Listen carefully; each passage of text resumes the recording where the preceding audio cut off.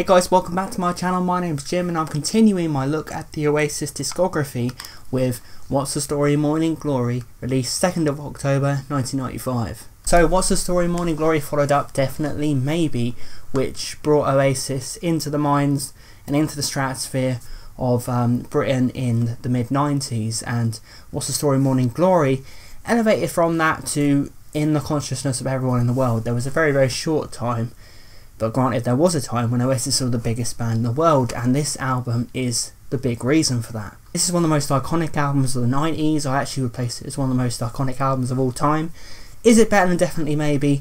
No. I think Definitely Maybe is the best Oasis album.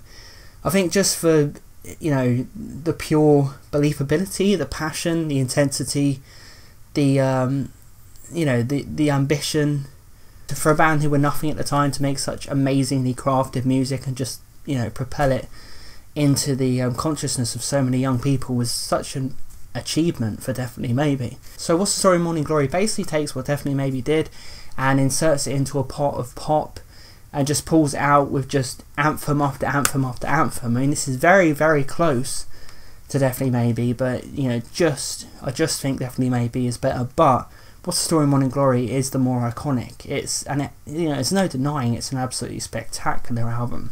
You know, it starts off with Hello, which is just a stomping, noisy rocker that, you know, that shows you that Oasis are not dumbing things down for I mean, that's the thing about What's the Story Morning Glory. You know, it does inject the Definitely Maybe sound with pop, but it doesn't dumb things down, and the pop music's really smart on it. It's just more catchy than Definitely Maybe. It's just more easy to digest, I guess, than Definitely Maybe. And Hello is a big example of that. You know, it's such a sing-along chorus, very 80s kind of stompy rock song. Great way to start the album. You can just imagine this song blaring out, you know, when, you know, the kids brought this album back in 1995. It's just one of those perfect songs to just play really loud and just enjoy, you know. So it's kind of an inane song, but it's really good. Next is Roll With It, which many regard as Oasis's worst song. Noel Gallagher famously described it as rubbish, I think it was, or horrendous, or terrible. You know, most people call it a tribute to Status Quo, but I think it's a good tribute to Status Quo. I don't think Status Quo are really all that great, but I feel like if Status Quo were going to be good, it would be Roll With It. You know, Roll With It, very simple, but again, Liam's voice, you know, just the delivery of it. I mean, they can write a basic rock song and make it really good. I mean, if I was Noel Gallagher and I came up with Roll With It, I'd be satisfied. You know, the fact that he can come up with it and go, that's not very good, but you're still going to release it and it's still going to be a massive hit. People are still going to love it, and that's the insane place Noel Gallagher was at this point with his songwriting. He was just, something was going on when the bloke said he flipped a lid and turned into bloody Einstein for the music industry. Because he's just doing hit after hit after hit, and just even his weak songs were hits. Wonderwall is the next track, and you know, this is the first song where Oasis reached everybody. It's a timeless song. It really is. It's an absolutely stunning song. You know, they had the ability to just really make this song resonate with everyone. Everyone loves Wonderwall. You know, it is an overplayed song, but it's a really admirable song because it's a ballad. It's a poppy song. There's loads of heart to it. There's loads of heart to it. As I said, you know, they do dip this album into a pot of, you know, pop, and it's, you know, there are some pop moments on this album, but very much so still with heart. And all the roads we have to walk are winding, and all the lights that light the way are blinding. There are many things that I would like to say to you, but I don't know how. Said maybe you're gonna be the one that saves me.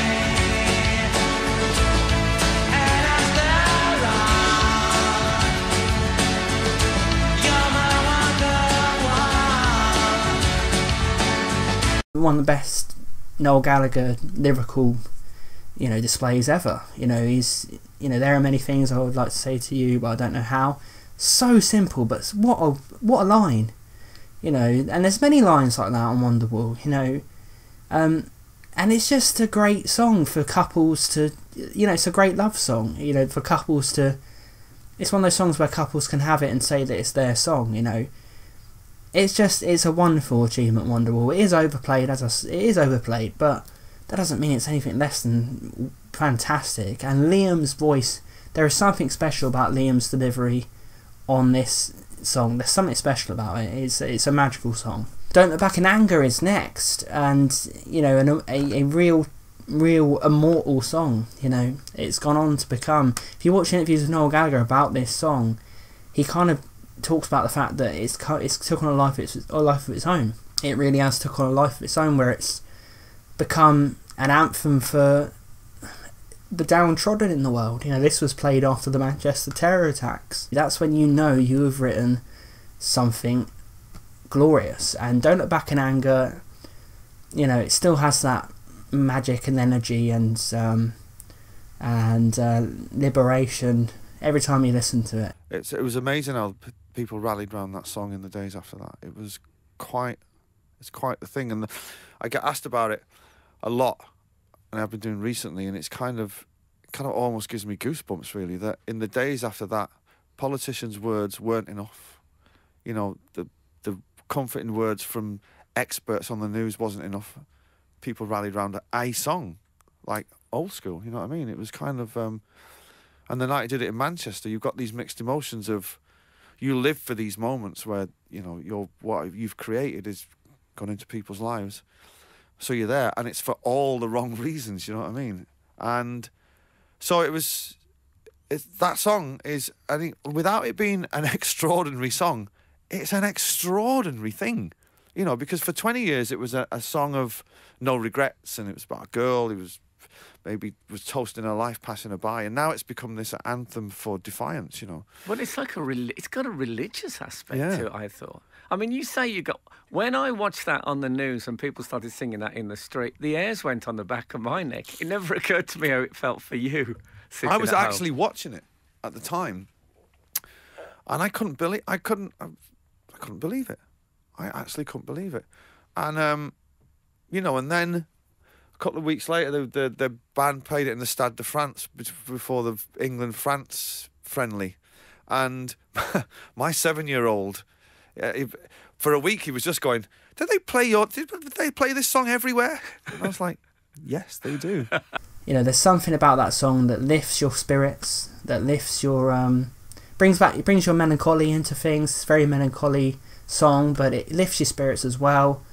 It's a happy song, but it's melancholy as well, and it encapsulates all the emotions. Don't Look Back in Anger, and you can't deny it. It's an undeniable song, you know, and it's a song that's special to most people in the world. I mean, that's how, you know, incredible that, you know, Don't Look Back in Anger is. Hey Now is probably the weakest song on the album.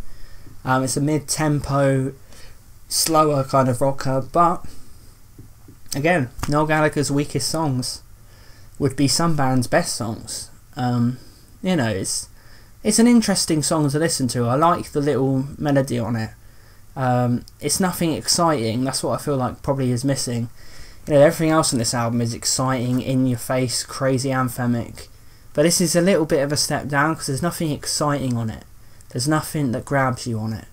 It's just a song that you can listen to and it passes by fairly easily, but it's still, you know, a pretty decent song. Some might say it's the next track, and, you know, this might be my favourite song on the album because some might say it's one of the most positive songs I've ever heard.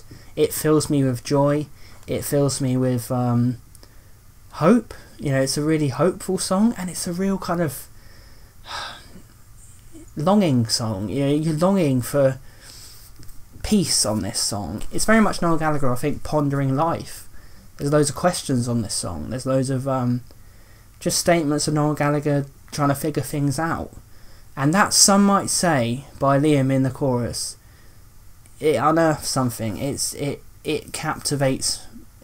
It sets my soul on fire. It's one of Liam's best choruses because he's able to elevate that song where it fills every sort of cell in your body when you're hearing it, because it's just it still has that magic every time I listen to it, some might say, and it's just, it reminds me of growing up. It reminds me of the working class life. It reminds me of families. It reminds me of pearls of wisdom from older people, and it's just loads of things about that song which are incredible. It really is incredible, some might say, and it was actually their first #1, richly deserved. I wish more songs these days that deserve to be #1 got to be #1.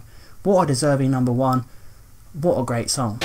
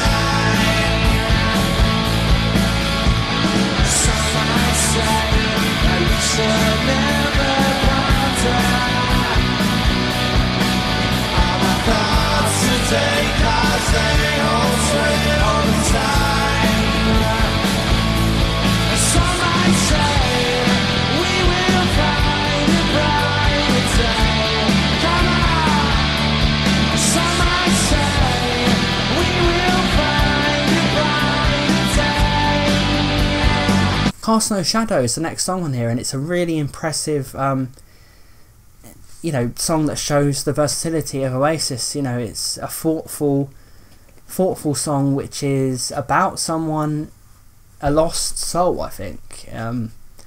Someone trying to feels like they've been left behind by life and is trying to work out what to do next in life. Disappointment. It's about the disappointment of life. It's about the regret of life. And as he faces sun, he casts no shadow. That line really, it's an amazing line, but it really kind of cuts a knife through you because it's an emotional song, you know. And people forget about Cast No Shadow on an album involving songs such as Wonderwall and Don't Look Back in Anger, because they're usually looked at as the serious, thought-provoking ones. This one is probably better lyrically. It's in some areas.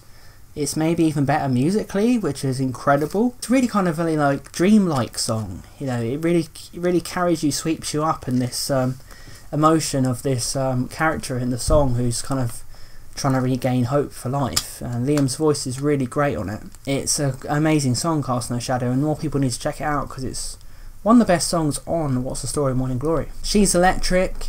I really like it. It's got a Beatles kind of vibe to it. It's fun. The album needed a fun little bouncy track, and it's got that. It's very sing-along, it's very silly, it's very you know, childlike in places, but so's a lot of the Beatles, you know, and that's fine by me. If you want to have a Beatles-inspired fun little pop song on the album. I really like as well the lyrics on it where he's kind of talking about she's electric, she's got a family full of eccentrics, and it's kind of like about liking a girl, but her family's really weird, and I like that because it's very true to home. Again, another true to home lyrical song for Noel, which I feel, you know, definitely maybe was more full of true to home songs.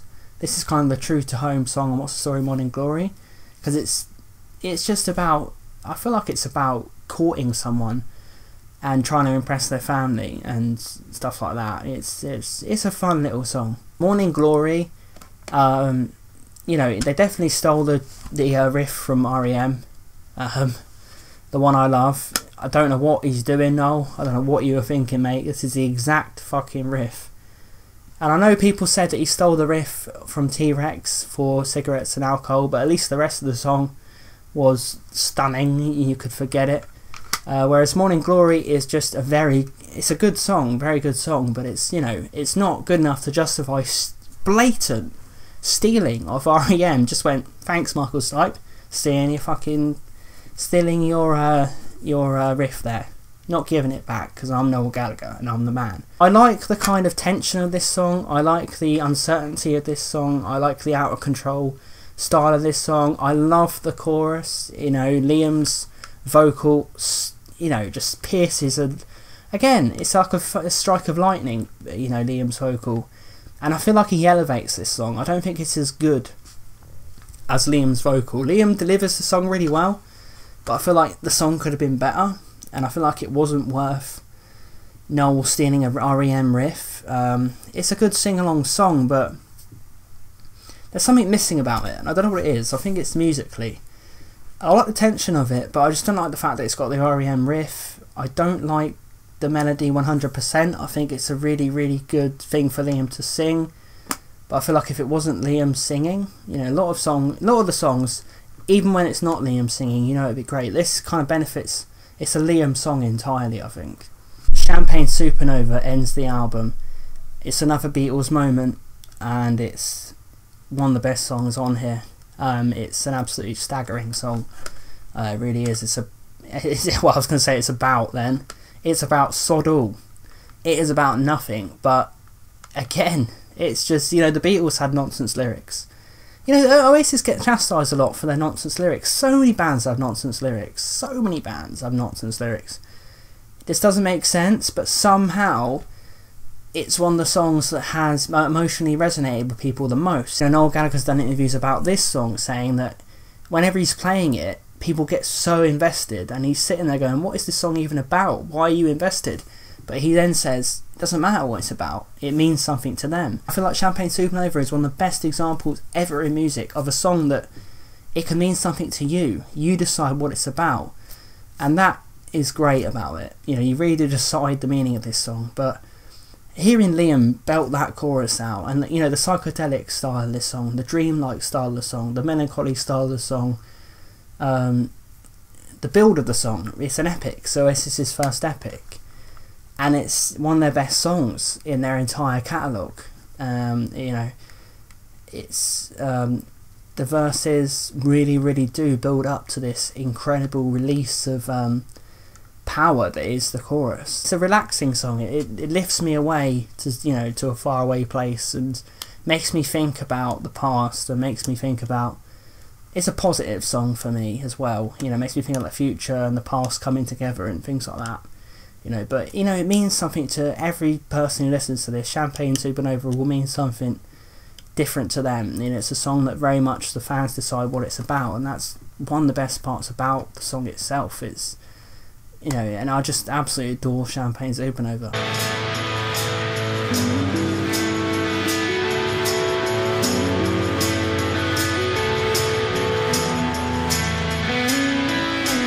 How many spirits that people change? How many lives are living strange? Where were you while we were getting high? Slowly walking down the hall, faster than a cannonball. Where were you while we were getting high? Someday you will find me company for landslide in a champagne supernova in the sky.